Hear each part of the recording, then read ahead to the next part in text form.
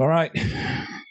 This week, the Colts make the three of us look stupid, losing to the Raiders and leaving their season in limbo.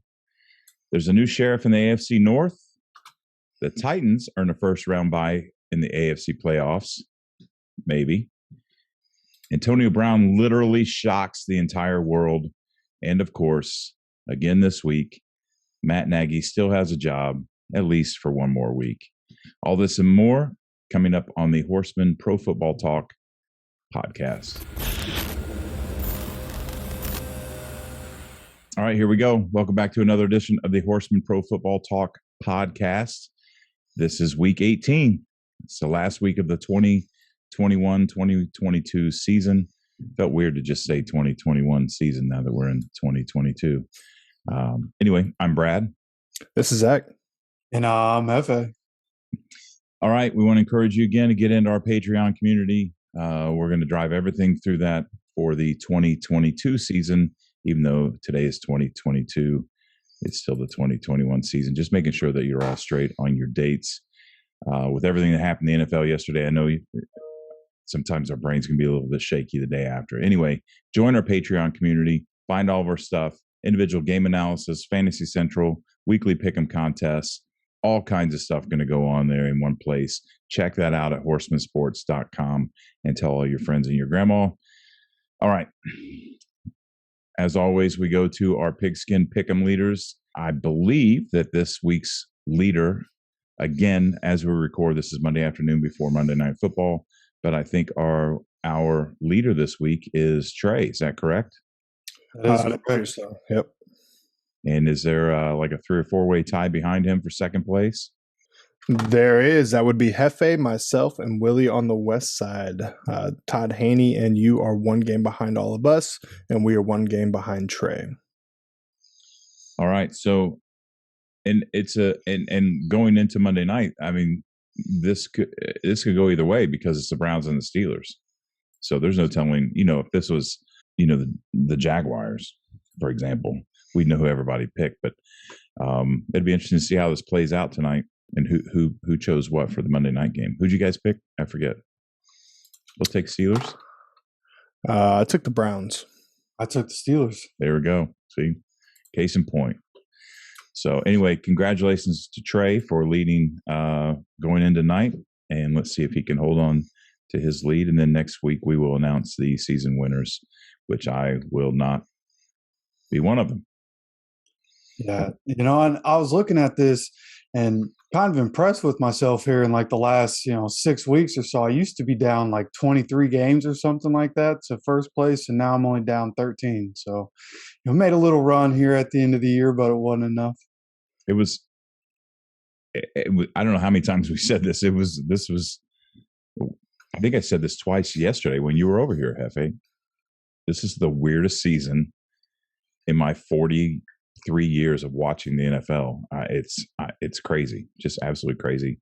I think I'm 4 games out from the lead. I won't catch that. It's hard to make up 4 games in 1 week unless I get them all right. And God knows with this season that isn't going to happen. So, and I can't remember from last season. And do we do playoffs in the pick'em? I can't remember if it goes playoffs. No, I don't think so. I think it's just a regular season picks. I got you. Yeah. I don't know. Maybe we'll find one. There's got to be one out there somewhere. Yeah, there's got to be something for it. Yeah. So, all right. You guys ready to get into some games? Yeah, let's do it. Okay. There's some good games this weekend. Some of them are shit, don't mean anything. But this first one right here, Saturday afternoon, 4:30 p.m., the Kansas City Chiefs go into Mile High Stadium to play the Broncos. And we had this conversation last week. I wouldn't have even thought this was going to be an issue, but I'm still going to take the Chiefs. It's a safe pick here, but they are going into Mile High, and it's an interdivision game, and the Chiefs are vulnerable. That's the key that we all need to remember going into the playoffs is the Chiefs are still the Chiefs. They're still good, but they are vulnerable. But I'm taking the safe pick and taking them anyway. Yeah, I'm going to take the Chiefs too. This is a pretty interesting game. I do think the Chiefs are vulnerable. I do think the Broncos can upset them. I anticipate the Chiefs starting their starters for at least the bulk majority of the game until they're confident in the outcome of what it's going to be, because they're still fighting for a number one seed. If Tennessee loses and the Chiefs win, they'll retake that number one seed in the AFC playoffs. So there's still stuff to fight for. I think they'll bounce back. They'll have a nice win. Kansas City's favored by 10. I would anticipate that being closer than 10 points, but ultimately I would take the Chiefs on the win. Yeah, this one really, whether it's close or not, depends on whether or not Teddy Bridgewater plays. Drew Lock is a starting quarterback, which it probably will be. We know Teddy's history with concussions. He's still in the concussion protocol as of the time of this recording, and I would just assume they're going to hold him out. He probably doesn't want to play on a team that doesn't have a chance to make the playoffs at this point and risk doing anything further to hurt his value going into free agency next year. So assuming Drew Lock plays this game against the Chiefs, I expect this to be a blowout win. Chiefs are probably resting their starters in the fourth quarter.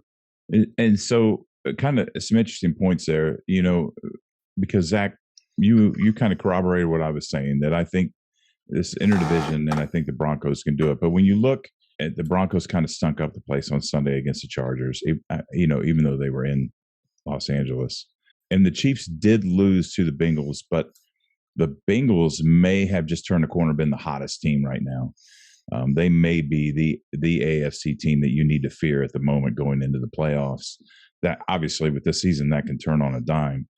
So I guess the thing here is, again, back to the Chiefs will probably win this game. The Broncos could upset them, but the Chiefs should. If the Bengals are the hottest team and the Chiefs still almost won the game, and the Broncos team that played last week against the Chargers shows up, it probably will be lopsided. But either way, we're all three taking the Chiefs. Okay, so here's another one right behind it. I don't know what I would have said 2 weeks ago, but the Cowboys at the Eagles looks way different today than it did on Saturday. The Cowboys offensively, other than what they did to Washington, are struggling a little bit. The Cardinals beat them yesterday, but the Cardinals are wishy-washy. They're a good team, but they're like every other team this year. They're back and forth. And the Eagles, I don't know, man. The Eagles have found a way to be 9-7. We've talked about them all year. We discounted them. We counted them out at the beginning of the year. They have clawed their way back into this conversation. Everyone expects the Cowboys to beat them. It's in Philadelphia. I'm going to take the Cowboys because it's a safe pick, but I would not be surprised if I get this one wrong. Yeah, this one's kind of like a major toss-up. The Cowboys, they've already clinched a division. The Eagles, they've already clinched a playoff berth. At this point, yeah, it's a divisional game, but it's really meaningless. Sure, you might be fighting for playoff position, but regardless, the Cowboys are not going to get the number one seed. So they're still going to have a home game in the first round of the playoffs. The Eagles are still going to be on the road, so there's not a whole lot here worth playing your starters through this entire game from both sides of the fence. So it's more of a coin flip here. I'm going to take the Cowboys just because I think overall they have a better team. I don't even know who the Eagles' backup quarterback is at this point. So, yeah, I'm going to go with the Cowboys. It's going to be a snooze fest. Don't anticipate the starters to play past halftime. Cowboys favored 5.5. I don't even know what to pick on the spread just because the starters are probably going to get pulled early in this game. So, taking the Cowboys. So a couple things there. First, I want to start with the fact that I'm disappointed you don't remember who the backup quarterback to Jalen Hurts is. That's because I'm not a Jags fan, and I prefer Napoleon. Minshew mania, man. Come on now. Uncle Rico back there. Yeah. Hey, so what was the bet we had with Hefe to grow his mustache out like Uncle Rico? What was it? We're gonna have to write this stuff down. Because he could have lost. He could have lost, and we wouldn't have known. He came in just and was like, whew, they forgot. Yeah, we'll have to review the tape on that one. I don't remember either.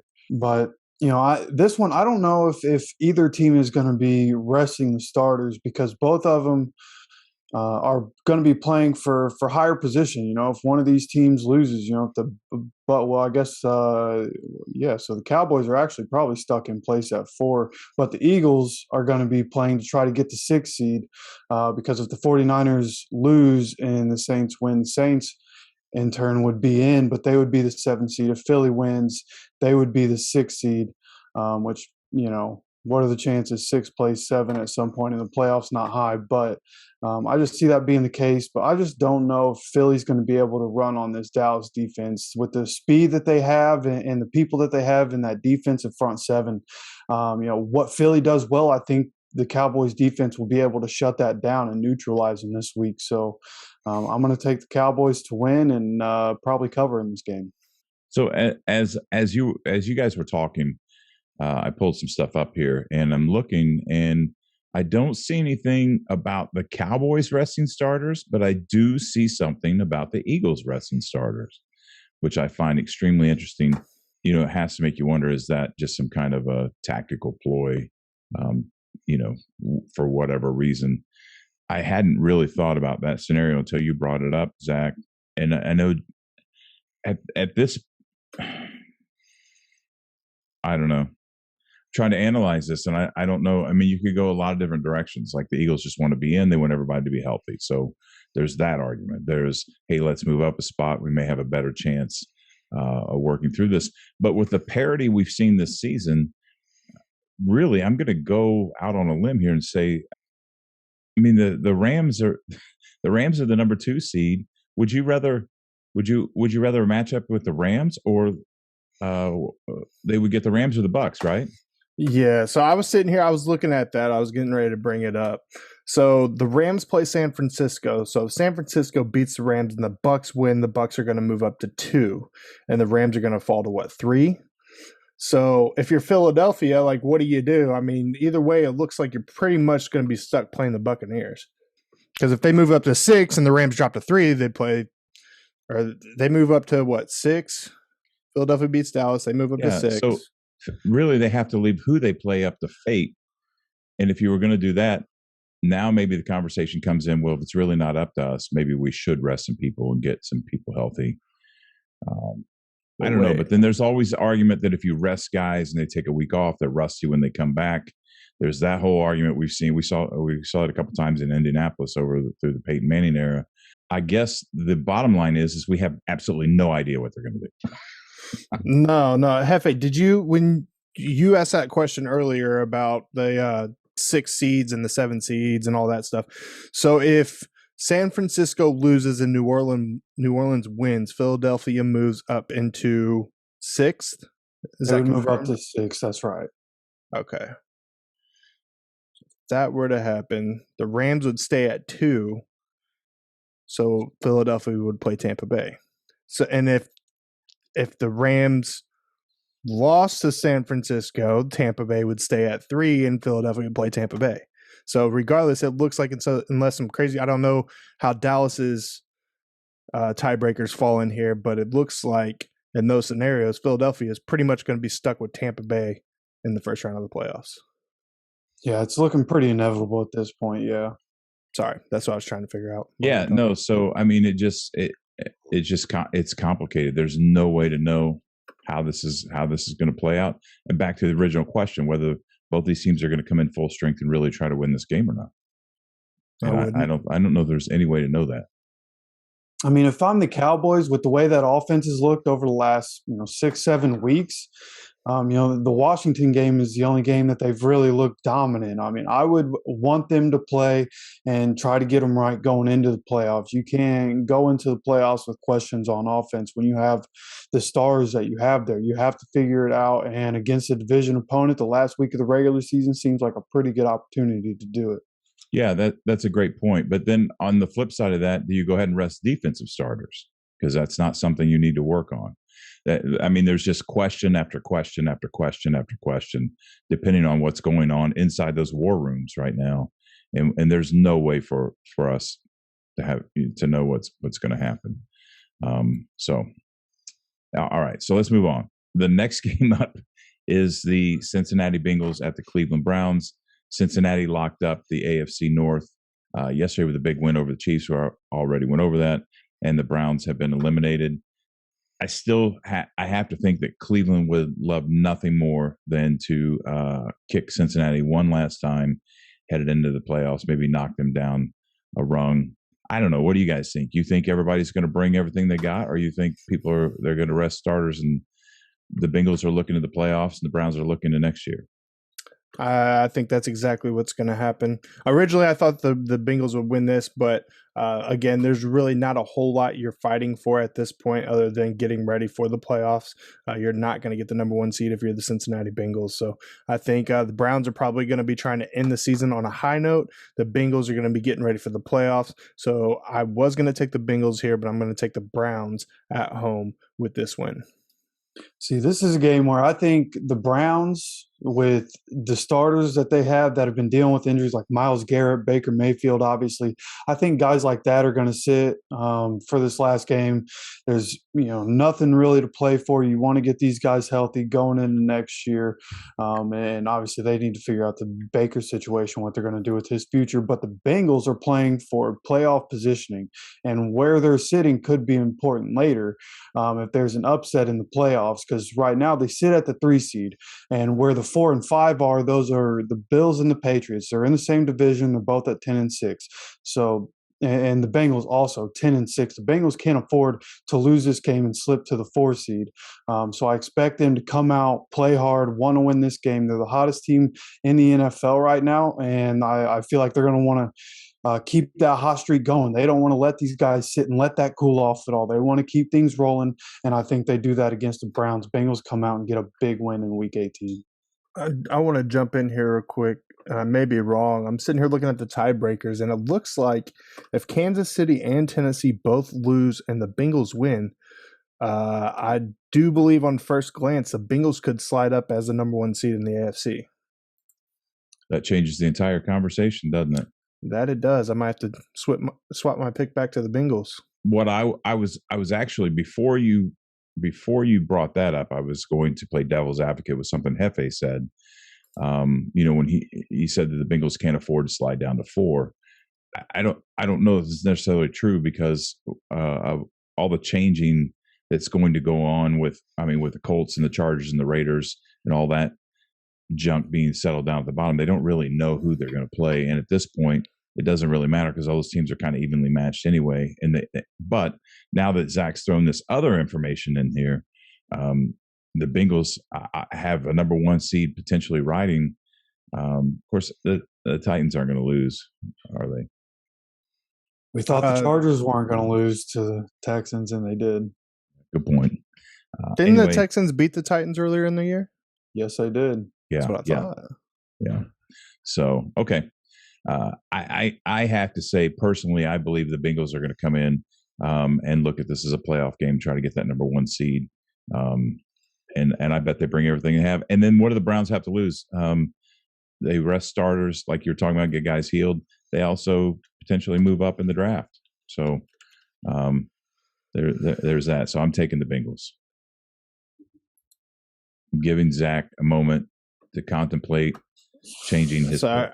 For now, yes, I'm going to flip-flop back to the Bengals, how I originally had it. Now that I've been able to analyze the records and the tiebreakers and all those things. Yeah, makes sense. All right. Now, the next one's also curious. Not real curious, but curious enough to have a conversation. The Packers at the Lions. First of all, the Lions embarrassed the hell out of me because I picked them last week, and they let Seattle put up, 51?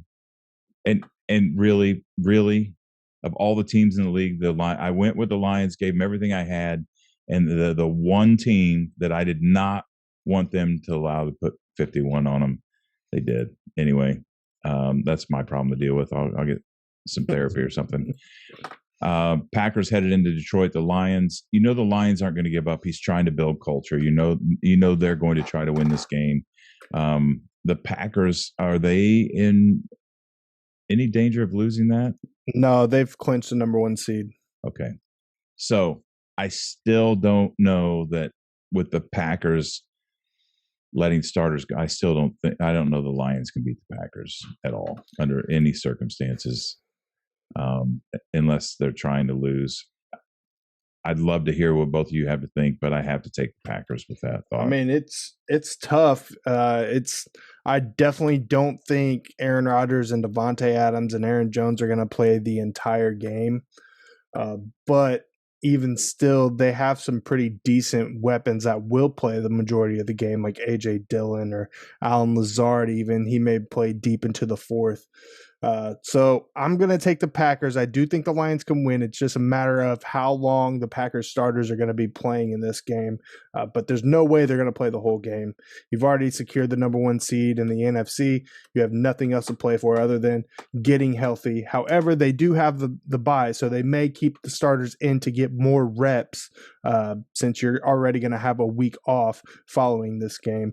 But ultimately, I'm going to take the Packers. The line's not out here. I looked at the spread. It's not available according to the website I was on, so I'm not sure what that is at this point because they probably don't even know what's going to happen with the Packers starters. But taking the Pack, the Lions could end up winning this depending on how early the Packers starters sit this one out.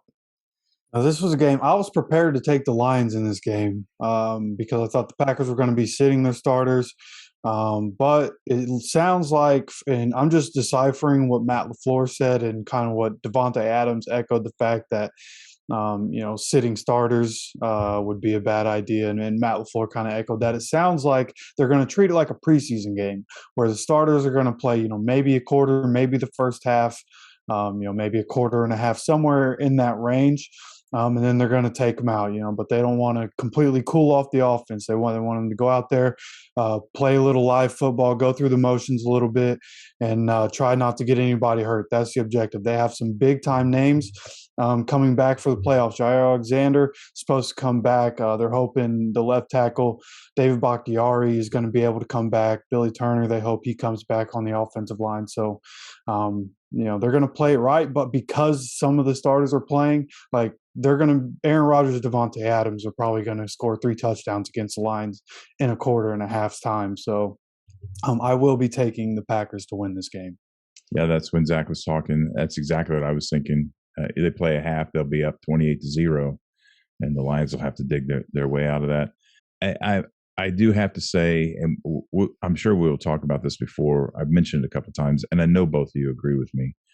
I really am excited. I want to watch what the Lions do in the offseason. And I really hope that Dan Campbell is the answer that Detroit's been looking for. I would love nothing more to see the Lions in the playoffs. Maybe not next year. It might be a little too early for that. Maybe not. I don't know. Maybe get in a wild card. I'd really like to see a future in Detroit with Dan Campbell. The Lions fans deserve it. And as much as I poked fun at this guy, he gives it everything he has, and he's got his guys getting everything he has, and that's impressive. So, yeah, and Lions fans have more than enough reason to be optimistic going into next year. If they have a good offseason, they have a great rookie wide receiver in Amon-Ra St. Brown. He has been one of the best wide receivers over the last 5 weeks in the NFL. They have DeAndre Swift, who, when healthy, is arguably a top 5 running back. TJ Hawkinson, who, when healthy, is easily a top 8 tight end, maybe even top 5. So they have some pieces. The offensive line, we know they've rebuilt that offensive line. Penny Sewell coming in is a rookie this year, going into a second year next year. So as long as they can rebuild that, they need to start rebuilding the defense. They have the offensive pieces. If they can rebuild the defense a little bit, we might see this team start to have some success. There he is. That's the fantasy guru we know coming out. All right, next game up is these next 2 games really are games that I just have no idea. First one, Chicago Bears, the Minnesota Vikings. I mean, both of these teams have nothing to play for. I mean, they have everything to lose for. Will they do that? I mean, the Vikings are trying.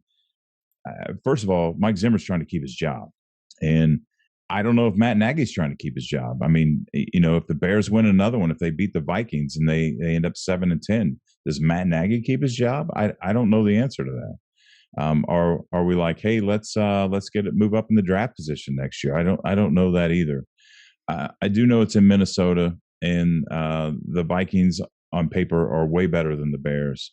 And so with what I have in front of me, I have to go with Minnesota, despite the fact that they'll probably, fuck me again and and they'll lose to the Bears.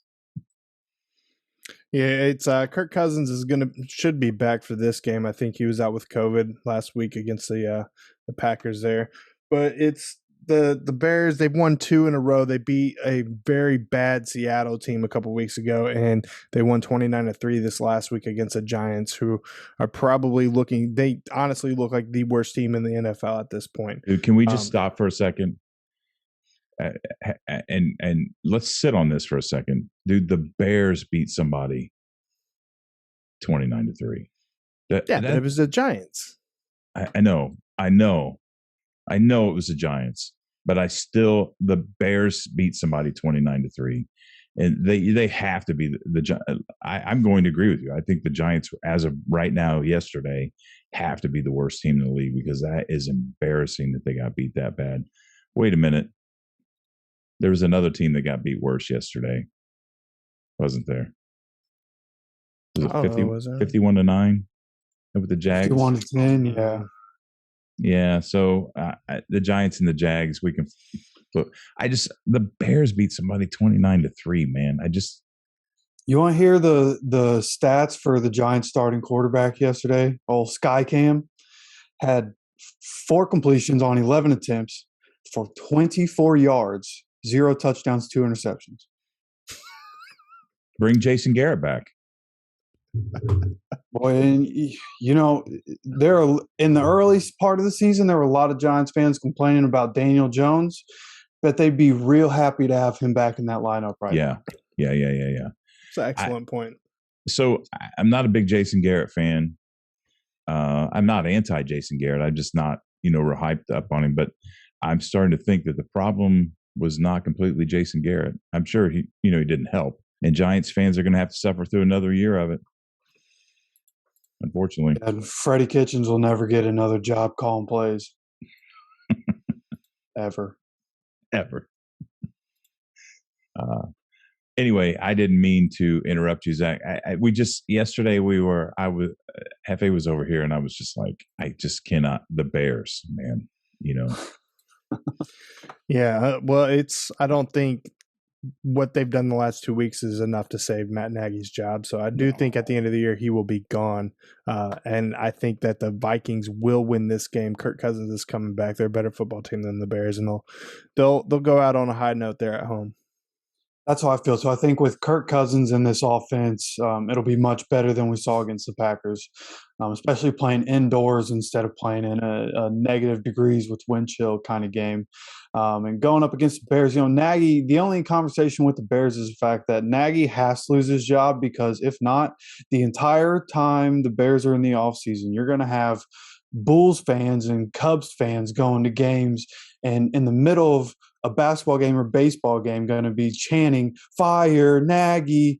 And I mean, if you see that multiple times at Bulls games, you have to know you got to fire this guy at some point. So Nagy's going to lose his job after the season, and Mike Zimmer might be on that train. I don't think beating the Bears here is going to save him, but it's definitely going to be a topic in the offseason.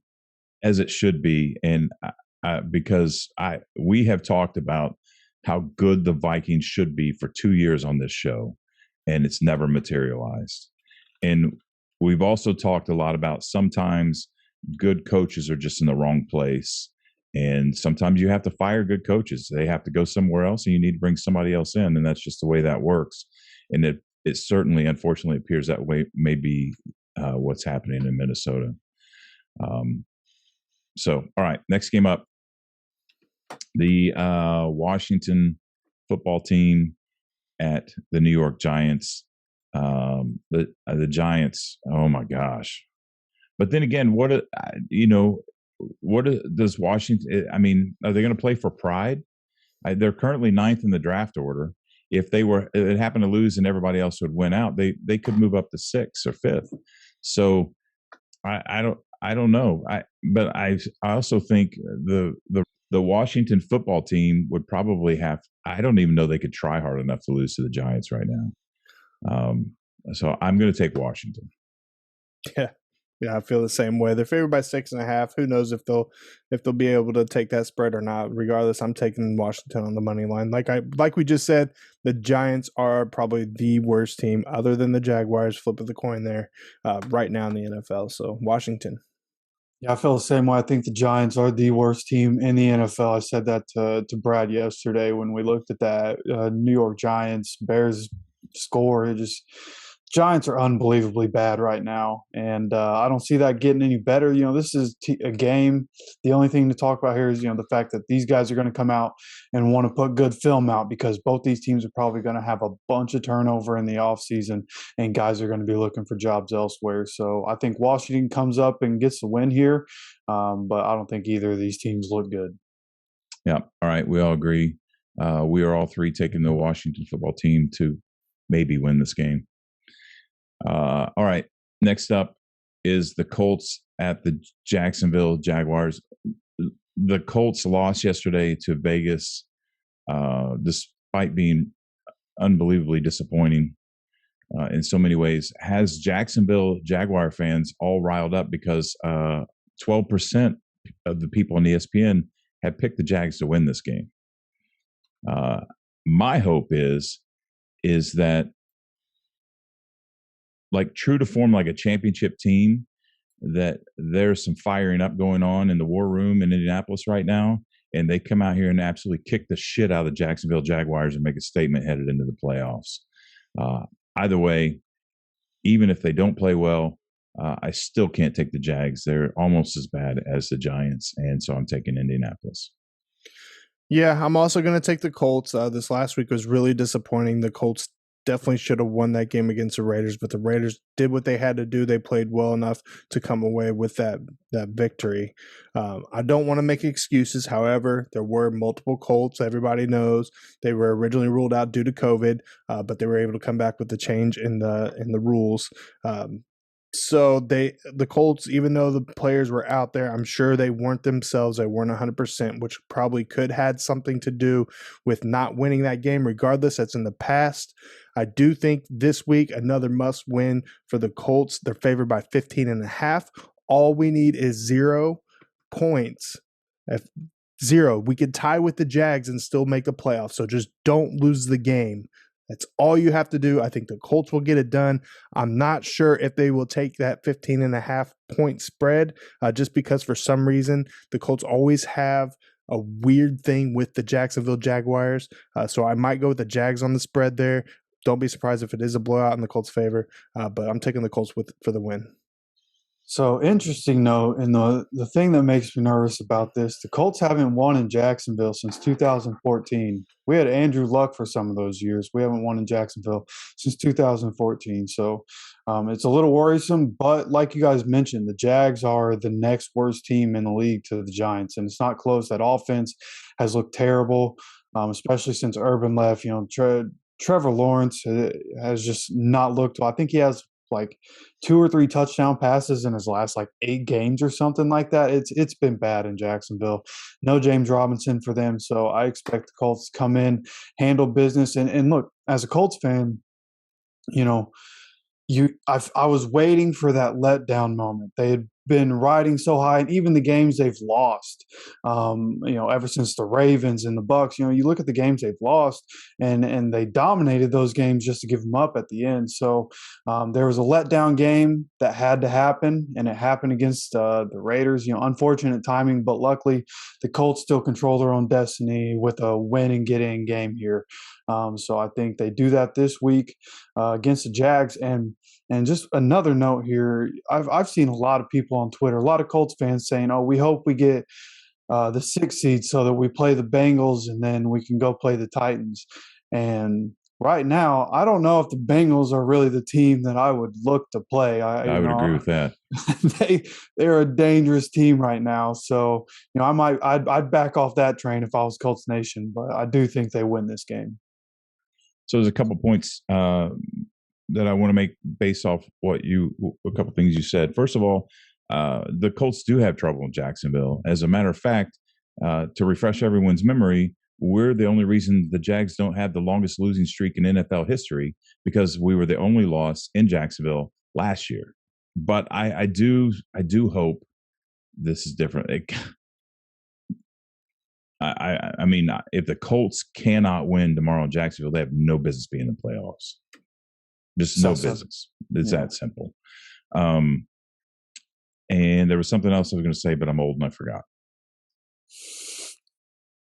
Oh, I know what it was. Simmons is old. FAU and I talked about this a little bit yesterday, so I want to bring it up now. I got a real problem with the temporary rule change in the NFL about searching for head coaches. Jacksonville, and rightfully so, right? It's a new rule that it's temporary this year. They want to see how it plays out. Jacksonville's well within their right. They're following the rules, but they're fucking around with these teams that are looking to make a Super Bowl run, and so because and for those who don't know, I want to explain the rule change this year is that a team can search for a coach in the middle of the season. I'm sure they thought it would be harmless if they just asked for permission, they talk to them. But you're talking about messing with culture and guys that are looking at contracts and renewing their contracts and making a run and buying in, and everybody's in and we're all in this together. And then you take a guy and you interview him, and then you're going to say, well, what are you going to take Dan Quinn and say he's going to be our head coach next year? It derails everything they're doing in Dallas. So it puts these guys like Quinn in a position where he says, I'm not interested, giving another candidate a chance to move in ahead of him when he could have been the primary candidate coming into the offseason. I don't like it. I don't like it at all. I don't. If your team sucks, if they suck ass, and you fire your coach midseason, you get to wait like everybody else, and you get to start on the day that after the season's over, like everybody else, and everybody's on an even playing field. I think these guys, it's Dan Quinn and Byron Leftwich are the two candidates that the Jags have gone after. Both have said, "Hey, I'm concentrating on what we're doing here." And my hat's off to both of them for doing that. And their teams are invested, man. Their players are invested and trying to keep that whole thing together. I hope someone in the NFL is paying attention and comes in the offseason and says, I don't know what the hell we were thinking, but let's never do that again. That's my rant. That's all I wanted to say. Yeah, I completely agree with you. I thought the same thing when I saw it. I thought it was weird that an NFL team would ask another coach like a Dan Quinn or Byron Leftwich in the middle of their run. Like, it's just common sense. Like, these guys are on playoff teams. These guys are on teams that are winning their division. Like, they have Super Bowl aspirations. Like, there's no coach in their right mind. It's like, oh yeah, let me leave this situation where I might get a ring this year and go to this team that's not doing anything in the offseason. Like, it just makes no sense. I mean, I feel like they're trying to help out the bad teams, and I understand that, but at the same time, like, this isn't college. Like, you can't just go after coaches like that. We see it in college all the time. Coaches leave before a bowl game and stuff. It's not that. This is the men's league where dudes rely on each other. All these grown men are relying on each other to be there and to do their jobs and be focused on the goal at hand. So I'm just a weird thing that the NFL did. I expect them to backtrack on that pretty quickly. Yeah. And hopefully Ishad Khan is the guy this offseason says, this isn't going to work. It didn't work for me. I can see why it didn't work. We need to do away with this. So, all right. Next game up. Enough about, Jacksonville. Next game up, the Pittsburgh Steelers at the Baltimore Ravens. This is another interesting one as we come down to the last week of the season. Where's Baltimore at? Okay, so Baltimore's 10th. Steelers are sitting 11th. They're still on the bubble, despite I think their scenarios or other teams have to lose, right? Do the Ravens win? Are they in, or they have to count on the Colts or the Chargers losing? The Ravens will clinch a playoff berth with a win over the Steelers, plus a Chargers loss to the Raiders, plus a Colts loss to the Jaguars, plus a Dolphins loss to the Patriots, plus one Browns loss over their final two games against the Steelers and Bengals. Okay, well, so the Ravens are pretty much eliminated. Pretty much, yeah. We all agree with that. So, and the Pittsburgh's got to be even worse because they're a game behind them. So the only thing I can say about this is that Pittsburgh Simmons really is old. Well, I'm gonna interject here because if the Steelers, again, we record this before Monday Night Football. If the Steelers beat the Browns, they move above the Ravens, and it gets weird with the Steelers because they have that tie. So it's like, they have one less Nice win point. than a team. So then, in the off chance that the Colts do lose, because I mean the Chargers and the Raiders play each other, so one of those teams has to win. So basically, the Steelers need to win the last 2 weeks, and they need the Colts to lose to the Jags, and they would get in. So it's simpler for the Steelers, but still, the Colts losing to the Jag at this point seems like a pretty low probability. Unless the Raiders Chargers end in a tie, then the Steelers don't get in. Correct. Side note. Well, and Mike Tomlin's never finished below 500. And I don't want to put too much emphasis on that in itself, other than the fact that I can see the Steelers coming in to win this game. I mean, my question is, do the Ravens, do they come in to win this game? Are they trying to salvage a 500 above 500, or are they just, hey, let's make sure nobody snaps a leg in half, and let's start getting ready for next year? I don't know the answer to that.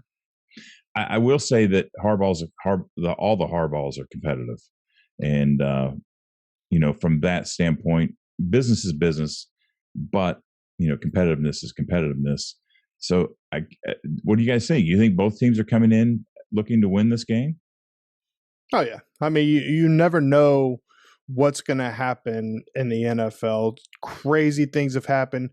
All these scenarios could play out, and you could sneak in. So this is still a must-win situation for both of these teams. They're going to give it everything they have, and it's a big rivalry game too. So it'll be interesting to see how this all transpires. They played back on December 5th. The Steelers came away with a 1-point win. The Ravens are going to be out for revenge. So I think the Ravens do get this done, and they beat the Steelers at home. At home, I agree. And it seems like, the way some quarterbacks in the NFL have retired over the last, decade or so, seems like a lot of these guys are going out, on a good note. And I feel like for Ben Roethlisberger, the storybook ending, without winning the Super Bowl would be beating the Browns and beating the Ravens in the last 2 games of your career. But I don't think that happens, even though I think they beat the Browns on Monday Night Football. The storybook ending for me to see Ben Roethlisberger would be to lose to the Ravens, who have always been my second favorite team. That's one of the reasons that I absolutely hate the Steelers. And so I think the Ravens come in.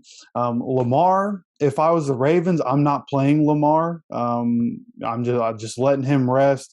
You're basically, you don't control your own fate. It's going to be hard for you to make it in the playoffs anyways. I would rest Lamar, let Tyler Huntley play, and I think that offense works fine with Huntley in there. So I think they're going to come in and beat the Steelers. Okay, we're all three taking the Ravens over the Steelers. Next matchup is the Tennessee Titans at the Houston Texans. So the Titans are looking to hang on to their number 1 seed. And at this point in the season, if they can't beat the Texans, they have no business being even in the playoffs. So I think they look at it as another playoff game to get the bye for next week. I'm taking Tennessee. Yeah, although I do think Houston can win this game, I'm going to take the safe pick, take the Titans. I think the Titans are favored by 10.5. I would expect this game to be a little bit closer. The Texans did beat the Titans earlier in the year, so it should be a good game, but ultimately I'm going to take the safe pick, take the Titans. Yeah, that's one where, you hope you're wrong, right? Because I'm taking the Titans too. It just feels like they're going to win. The Titans defense, as much as, it was fun to rag on them for a long time, they've been better than expected. They've improved as the years gone along. They made some free agent fines in the offseason that have been pretty big on their defense. So I just have no confidence in the Texans in this game. I wish I did, but I will also be taking the Titans. All right, we are all three taking the Titans, and you probably should too. All right, next game up is the Saints at the Falcons. What has to happen for the Saints to get in? 49ers lose, Saints win. Okay. Yeah, that's it. Well, this game's a little shaky for me. The Falcons are kind of hit or miss. The Falcons are certainly capable of winning this game. They're at home because I don't have a whole lot of confidence in the Saints, other than I absolutely love Sean Payton. But I have to think through that motivation and game preparation, and all you want to do is try to get in to the postseason. I'd like to think the Saints are going to have everything together they need to have together, and they're going to come and take care of their business. I'm taking the Saints. Yeah, I actually think this game will be pretty competitive. The Saints are favored by 4.5 here. The biggest thing for me, and that what's going to save the New Orleans Saints, is their defense going against this pretty bad offense for the Atlanta Falcons. The Falcons are only averaging 18 points a game all season long. So if the Saints defense really steps up and limits Matt Ryan and Cordero Patterson for the Falcons, the Saints have a chance at winning this game. I think they will do just that. It's a must win. They have to win to have any chance of getting in the playoffs here. So I think it's a close game. Like I said, the spread's 4.5 in favor of the Saints. I would probably take the Falcons on the spread, but the Saints on the money line. I would actually take the Saints on that spread because Kyle Pitts is likely to be out if the Falcons are smart. They're holding him out. He went out with the hamstring injury and went back into that game in the second half. But you have to imagine with them completely out of contention, going up against a tough defense, you got to be smart with your star. So, Kyle Pitts, I would expect him not to be there. And even if he is there, with as good as that Saints defense is, I don't expect the Falcons to be able to put up a whole bunch of points. So, I don't think the Saints put up a bunch of points either. I think this is a pretty low-scoring affair here. But I do think the Saints do their part and go ahead and win this game against the Falcons. All right. We are all three taking the Saints over the Falcons. Next game up, New York Jets at Buffalo Bills. Before I say anything stupid about this, should be a no-brainer. All right, so the Bills can still fight for position. If they with a win, they could move up. The Bengals lose. The Jets are bad. They probably just want to move up in the draft. They're in Buffalo. I don't see any way of the Jets winning this game. No, the Bills are favored by 17. They could also go as high as number 2 in the AFC standings. They need some things to happen for that to happen, but it all starts with beating the New York Jets. I think they're going to run right over them or through the air. No pun intended there. But 17 is a pretty high spread. I'm very, very hesitant on taking that. However, I think I will take the Bills plus 17 or minus 17 against the New York Jets here. Yeah, that's a huge spread. There are some really big spreads this week. I don't know if I'd take that. I do expect the Bills to win this game by at least 2 scores. 17 is a lot of points, so but this one's easy. The Bills all day. All right, we're all three taking the Bills, and you should too. Next game up, Patriots at the Dolphins.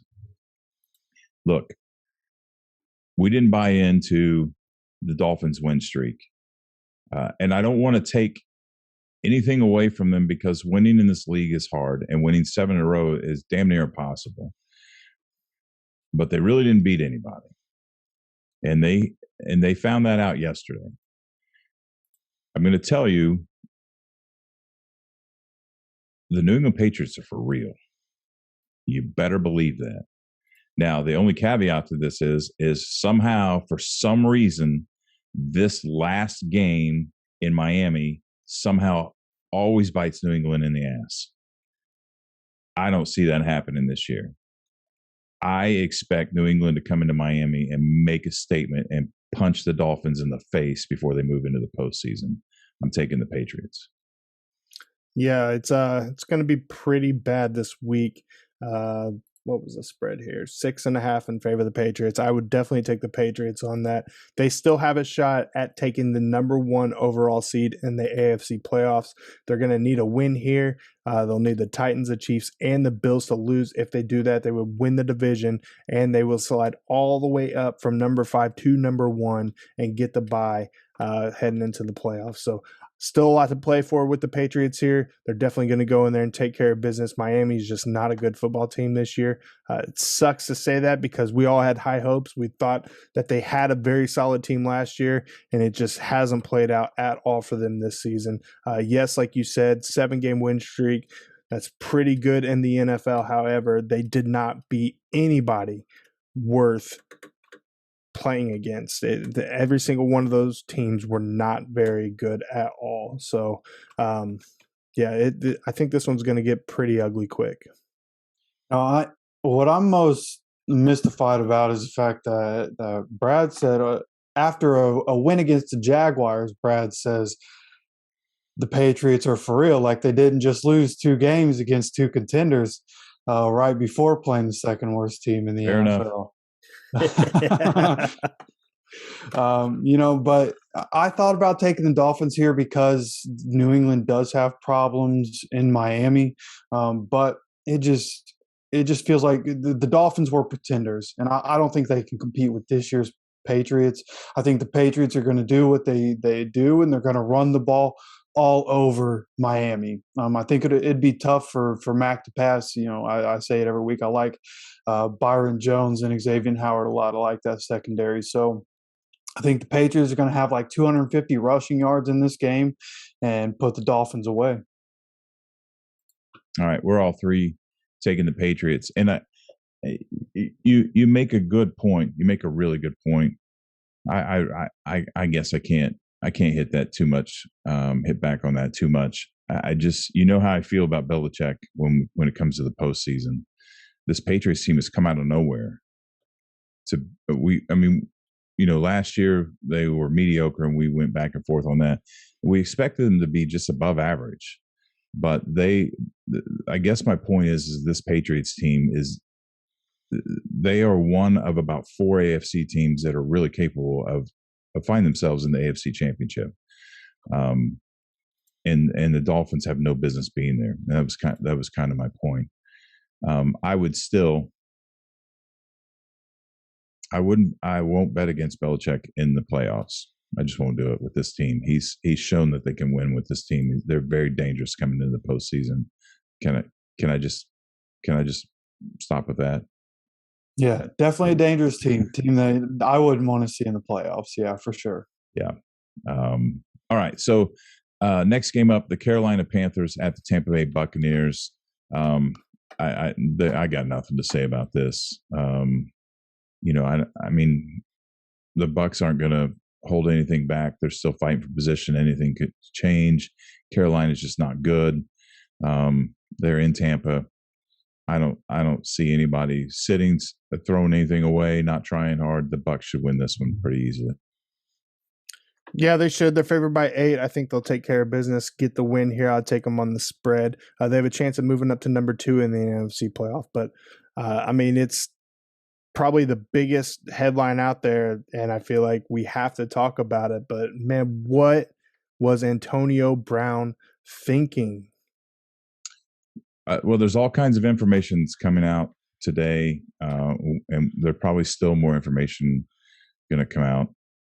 But what the latest I've heard, originally it came out that he had his 8 catches to get his $300,000 bonus. There's the newest information just came out this afternoon is that, and I want to remind everyone, this is Monday afternoon, is that he was injured, and that he said he was injured, and he wasn't playing well because of his injury, and he felt like he was actually hampering their ability to win the game, and the Arians told him he didn't care. He needed to go in anyway, and he refused to go in, and Arians kicked him off the team. Now, if there's one thing, there's a couple things I got to say, but the first thing I want to say is that I think we can all believe that version of the story, because Arians is a hothead. And I'm not saying it's true. I'm not saying it's true at all. And I'm not saying that he should have walked off the field. That was unbelievably unprofessional. But I think I want to go into that too. I think I don't know if that version is true or not, but I think we can all imagine that being a scenario of him just getting fed up with Brown and thinking he's pulling more stunts and getting pissed off and just tell him to take off. I don't know if we're ever going to know, because Arians is denying that he's saying he didn't even know he was hurt. I don't know if it's the case or not. The biggest thing, he hasn't been right since he got his ass knocked out a couple of years ago. And now I'm starting to wonder if CTE is part of his problem. If he had brain damage when who was it? Vontaze Burfict. Yeah, Vontaze Burfict. And I went back and rewatched that yesterday, and I don't know if I just didn't the first time it happened. If dude, that was a nasty, nasty, nasty hit, and he just hasn't been right since, man. And he could have, a lot of these guys are prima donnas and that kind of thing. But dude, what he did yesterday has never been done in the history of the NFL before. And I don't know. Did you see the clip where he's in with the New York cabbie afterwards, just chilling? Something's not right, man. And he could just be fed up, got enough money, doesn't care, he's done. But somehow I believe I'm just concerned that hit, that there's concussions involved, and it's altering his behavior, which will only get worse in the long run. So I don't know. That's my 2 cents, or 10 cents, or 25 cents, however much I just chipped in there.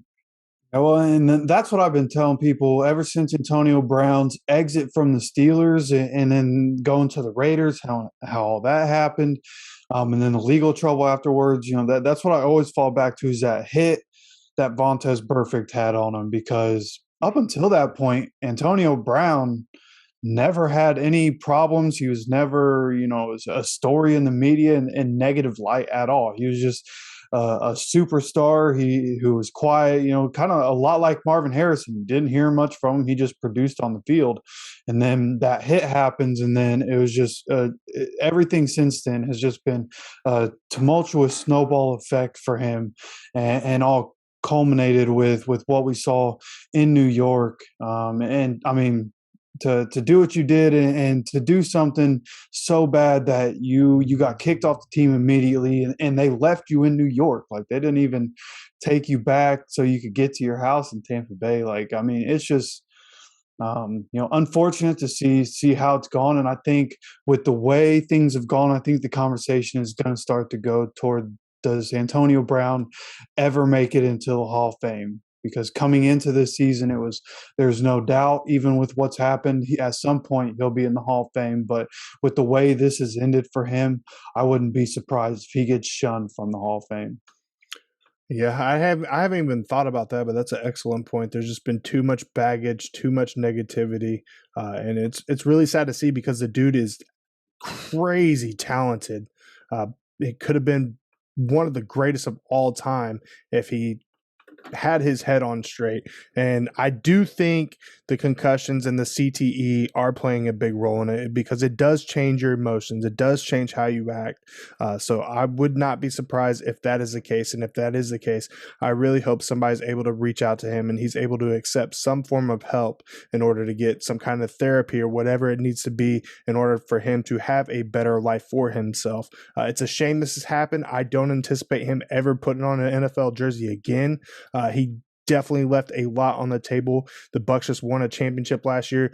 They're looking to win another one this year. You're playing with the greatest of all time in Tom Brady. You have superstar-laden team, and to just throw it all away like it's nothing, that's just not normal.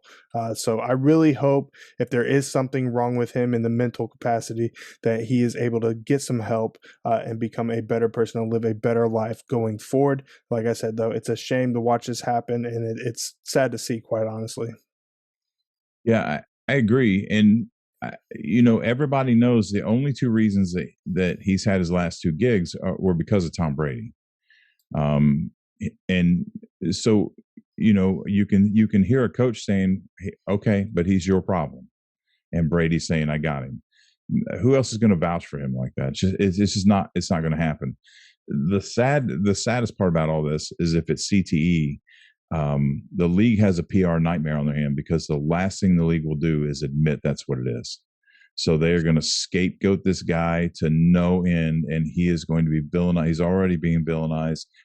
It's too easy to do because everybody else is already judgmental, and they're like, "What a clown! What a jackass!" Because nobody understands how any of this works. And the league is just they're going to let that ride, and they're just going to try to push this aside and let it die down. It's sad. It's sad because the league can't get involved, because if they prove that hit is the reason that this has happened, that just blows this concussion conversation right back up in their face, and it's all over. And then what do? Do we stop? I mean, the answer is you stop having contact on the field, and that then now destroys a product. Nobody wants to have that conversation. So unfortunately for Antonio Brown, if it is a CTE conversation, he's not going to get help from the NFL. It's not going to happen. He's going to have to get it himself. I don't know what kind of help he can get. So I don't know what the answer is. I really don't. But it's a sad situation. Really, it's really a sad situation. But I guess we'll have to wait and see. Players Association picks it up in some type of contract negotiations, try to get these guys some help, some more money. I know they've gotten a little bit. Maybe they get some more. Yeah, but I mean, the problem is that CTE, you can't diagnose CTE until after death. So you just don't know. You have to just kind of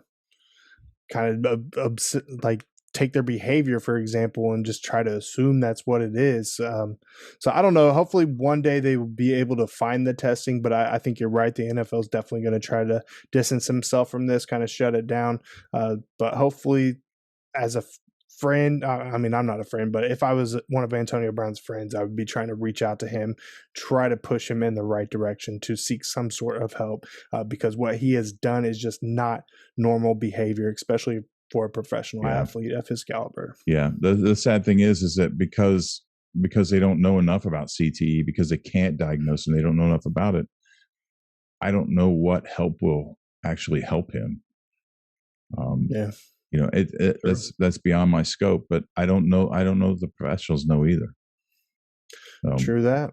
It's sad situation all around. Anyway, all right. We're all three taking the Buccaneers. Maybe Hefe didn't say who he's taking. No, I am taking the Buccaneers. I will not be betting on Sam Darnold. You sure? Yeah, I'm pretty positive. I like that Carolina defense, but no, I'll take the Bucs. All right. Next game up, the 49ers at the Rams. This could go either way. It really could. It's in Los Angeles. The Rams should be fine-tuning and gearing up. But it's an interdivision game. The 49ers are capable. That they're ready to come in and spoil some plans. But overall, I'm taking the safe pick, and I'm taking the Rams. Yeah, this is going to be a good game. It's there's a lot on the line here. The division title's on the line for the Rams. They're trying to hold on to the number 2 spot in the NFC playoffs. It's the 49ers are trying to clinch their own playoff berth here. So this is a pretty big game. It's going to be fun to watch. The Rams are favored by 5.5 at home. I am going to have to roll with the Rams here. I think they will cover that spread and they'll win handsomely, move on into the playoffs as a number 2 seed. Yeah, this is a tricky matchup because, it seems like over time, Shanahan has had McVay's number. But I do think that the Rams are just a better team. They're just better. I don't think the 49ers are a team that belongs in the playoffs, and I think the Rams are going to come in, win this game, and help them keep playoff positioning. I think that's going to be important for them. They obviously don't have a chance to get the 1 seed, but winning is going to help them keep playoff seeding. And I think the 49ers, because I have the 49ers losing this game and the Saints winning their game, the 49ers will be out of the playoffs. All right. We are all three taking the Rams at home over the 49ers.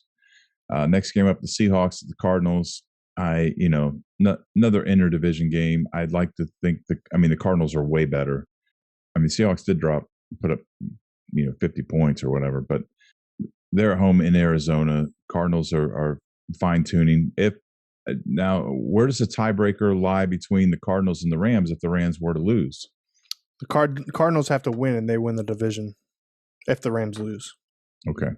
Yeah. So Cardinals still got a shot to win the division. I think they take care of the business. I'm taking the Cardinals.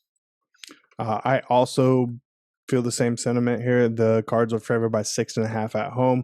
I don't, even though Seattle won 51-29 against the Detroit Lions, that's not going to happen here. The Cardinals aren't the same team without DeAndre Hopkins. I've been saying that the last few weeks. They were able to pull a big win against Dallas this last week, but when it comes down to it, they're still going to be good enough to beat the Seattle Seahawks. I take them on the spread, 6.5, Arizona Cardinals, and it'll be interesting to see how that Rams 49er games play out. The Cards might just squeak away with the division title here.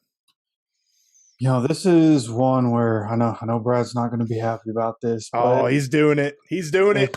Christ. If you look at what these teams do against each other year after year, 2 years ago, the road teams won both games. Last year in 2020, the home team won both games. This year, the Cardinals won on the road in Seattle. I will be taking Seattle to win this game. You have Russ possibly going into his last game as a Seahawk. I think you can run on the Cardinals. Rashad Penny just led the league in rushing yards in Week 17. I think they're going to run on the Cardinals. I think DK Metcalf, Tyler Lockett, Russell Wilson are cooking in this game. And I think the Seahawks make a statement going out hot in Week 18 of 2021. Are you going to make me say that? Really? All right, Zach and I are taking the Cardinals, and Hefe, for some ungodly reason, is taking the Seahawks. This might have to be the Minshew redare right here. That if the Cardinals win, are you going to go with the Minshew stash? Probably not. No. Yeah. I won't agree to that because I'm probably going to be wrong, but I'm hoping I'm right. He's still trying to make a comeback in the Pick'em League. Is that? Yeah, closing up as much distance as I can before the end of the year. Fair enough. All right.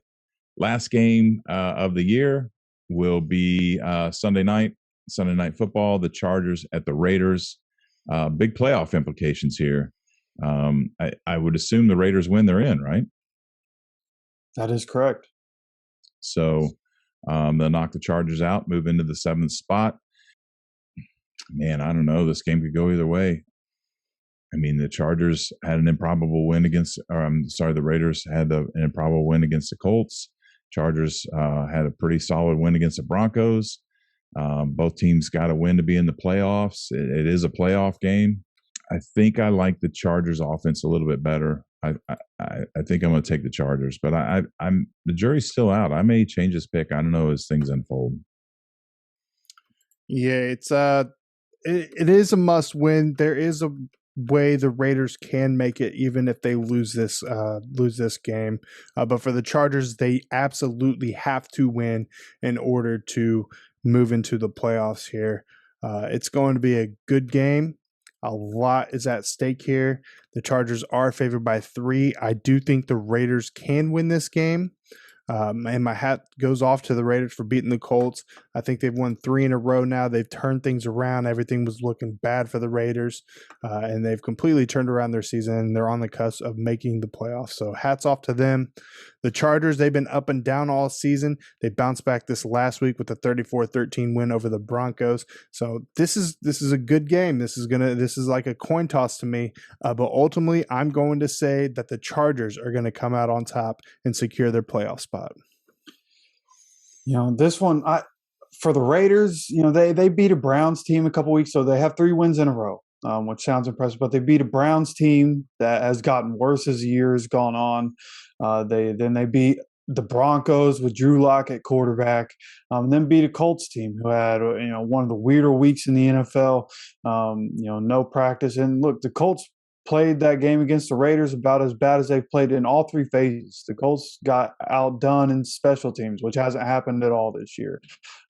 So everything went right for the Raiders, went wrong for the Colts, and the Raiders still only won by 3 points. So I'm still not a believer that the Raiders are a team that we should see in the playoffs. And the Chargers, they've shown flashes. They've had some letdowns, but they've shown flashes of being great. They got a bunch of guys back off the COVID list and put it on the Broncos pretty good. So I think they come into this game. My prediction for this one is Chargers 27, Raiders 16, and Chargers make it into the playoffs. All right. Well, I want to throw a little wrench in here that someone has pointed out that if the Colts lose to the Jaguars on Sunday, the Raiders and the Chargers would both get in with a tie. And they have said that it's possible that both the Raiders and the Chargers would just take a knee all game and run the clock out and end in a tie. Not really. I don't think that really happened, but I thought it was funny that somebody came up with that scenario either way. So we're all three taking the Chargers, right? That is correct. And those are the final picks of the 2021-2022 season, regular season, I should say. We've pretty much gone down this playoff spot, the playoff picture. I just want to hit it real quick. Currently, number one in the AFC, the Tennessee Titans. Number two is the Chiefs. 3 is the Bengals. 4 the Bills. Some of those could change. We've discussed those previously. So if you'd like to know what those are, then hit rewind if you haven't heard it already. Number 5 is currently the Patriots. Number 6 spot still in the hunt are the Colts. Number 7 still in the hunt are the Chargers. And in the bubble are the Raiders. We just discussed all that between all 3 of those teams, really. And the Ravens and the Steelers are hanging around, but they have to have a whole lot of weird stuff happen for them to even think about playing the next weekend.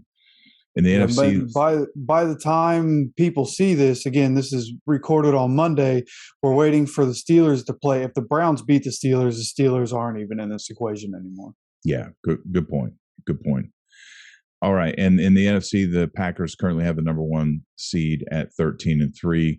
We expect them to hold on to that with a win this week. Number 2 is the Rams. We discussed that with the 49ers. The Rams probably hold on to this number 2 seed.